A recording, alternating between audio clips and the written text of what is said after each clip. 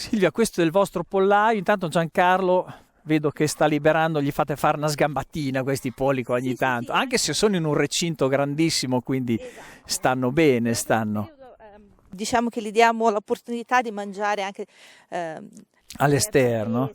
Sì, loro sono abituati, durante la giornata pascolano. Ci aiutano anche alla lotta biologica perché ci mangiano dei cimici, gli animalini anche nel lamponetto, quindi sono fondamentali anche i polli per la nostra agricoltura. Insomma, si cibano degli insetti dannosi, quindi tengono un po' controllato anche. E soprattutto fanno bene anche a loro e mangiamo le uova diciamo fresche e piene di nutrimenti.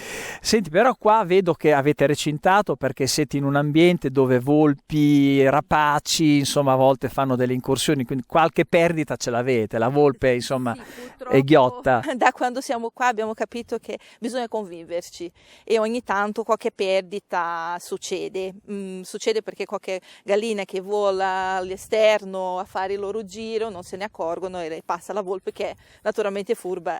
Poi c'è anche una recinzione elettrica che tiene protetta. Infatti, mentre loro sono all'interno e per fortuna all'interno, almeno per quanto riguarda la volpe, non c'è la possibilità di entrare perché abbiamo l'antiscavalcamento, il filo elettrico, anche il maremano stesso che gira e fa le sue ronde, purtroppo abbiamo i rapaci.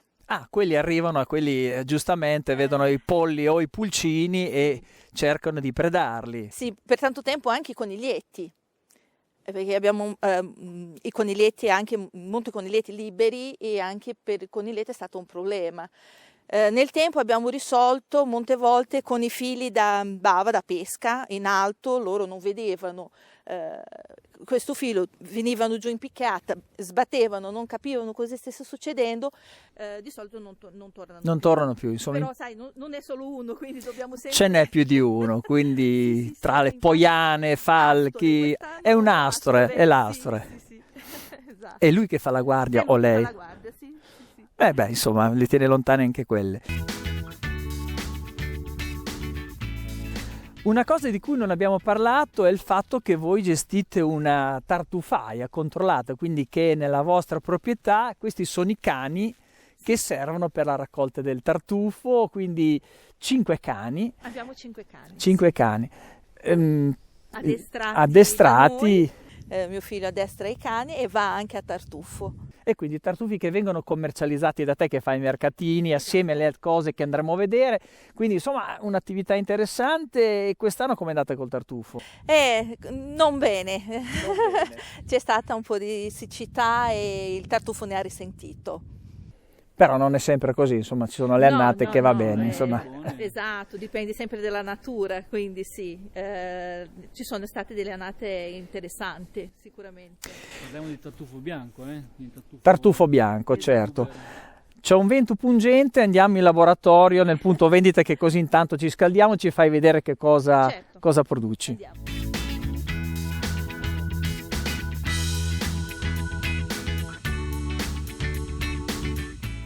Silvia, questo è il tuo punto vendita, una vetrina di tutto quello che tu produci prevalentemente d'estate e poi dopo che porti ai mercatini, ma che vendi anche qua direttamente. Facci vedere alcune cose che ho visto, delle cose anche particolari. Voglio partire da questa.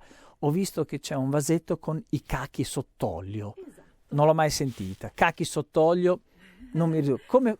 Come le confezioni e come lo prepari? Partito tutto da un esperimento, avevamo tanti cacchi e a me dispiace poi che la frutta va davanti. Questo è il cacco. Ecco qua. Il cacco sott'olio. Cacco sott'olio. Avevo visto un arancione, pensavo fosse quello, non lo è. E diciamo è il cacco acerbo che lo faccio tritato, scottato nell'aceto e poi invasettato con un trito di spezie. Un po' di olio naturalmente, viene molto particolare, speciale come sapore. Questa è una cosa che hai inventato tu o l'hai trovata? Avevo sentito e poi ho voluto provare e effettivamente è gradevole, molto. Poi tante altre cose, vediamo un po' che cosa ci sono. Vedo il tartufo non può mancare, vedo il vasetto di tartufo. Esatto. Che... Questo è proprio il nostro tartufo raccolto nella nostra tartufaia, un trito di tartufo nero L'unica cosa che c'è in più è un goccino di limone, un po' di sale, tanto per la conservazione, ma il resto è tutto naturale. E poi tante cose che sono i lamponi e la frutta che voi producete, no? Esatto, invece qua sono le nostre fiore all'occhiello, anche stiamo facendo una produzione di frutti dimenticati, quindi stiamo iniziando a preparare le confetture con i frutti dimenticati. Questa è la pera cotogna. Pera cotogna e Sì. poi ancora Abbiamo la nespola e uvetta da spalmare, quindi sono confetture fatte con i frutti dimenticati. quindi durante l'anno, man mano che vengono a maturazione, tu li trasformi. Esatto, la nespola e le pere cotogna quasi fine anno perché sono frutti invernali, diciamo così. E visto che la pera cotogna bisogna comunque cuocerla per mangiarsela, approfittiamo a fare appunto le preparazioni. Vedo anche dei liquorini, Silvia, sono cose vostre anche queste? Sì. I liquori di lamponi e di more, in collaborazione con un nostro vicino che ha un laboratorio erboristico, lo facciamo, li forniamo i lamponi, lui fa una bella preparazione con una ricetta scelta apposta, abbiamo fatto diverse prove e alla fine anche questo è un nostro prodotto. Tutte cose che tu proponi quando fai i tuoi mercatini. Sì. E anche ai nostri ospiti. E i vostri ospiti, esatto. E i pellegrini, perché voi avete anche la sala per i pellegrini. Esatto, noi abbiamo un posto dove diamo accoglienza ai pellegrini. Adesso ce lo fai vedere e poi dopo vediamo un po' qual è l'accoglienza che viene fatta a questi viandanti. Esatto. E questo è l'alloggio dei pellegrini, no? Passano di qua, si fermano, trovano rifugio fisico, ma trovano anche ristoro perché la vostra formula è l'ospitalità rurale, per cui vengono qua e insomma possono anche usufruire dei tuoi, diciamo, delle tue proposte enogastronomiche. Quindi qua le persone si fermano e continuano nel loro percorso.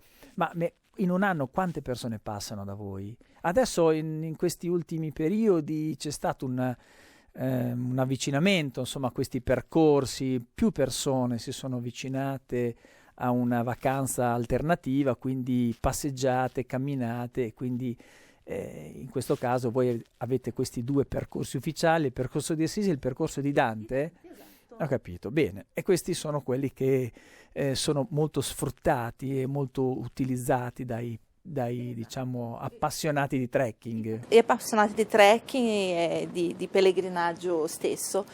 Noi diamo appunto accoglienza, siamo la prima tappa del cammino di Assisi, quindi partono da Dovadola e arrivano qua da noi, e anche informazioni, bisogni vari, noi siamo abbastanza attrezzati per ogni evenienza e necessità, quindi non solo ristoro e diciamo accoglienza nel senso del dormire, mangiare, un bagno caldo, e le esigenze sono poche, ma ci sono tutte.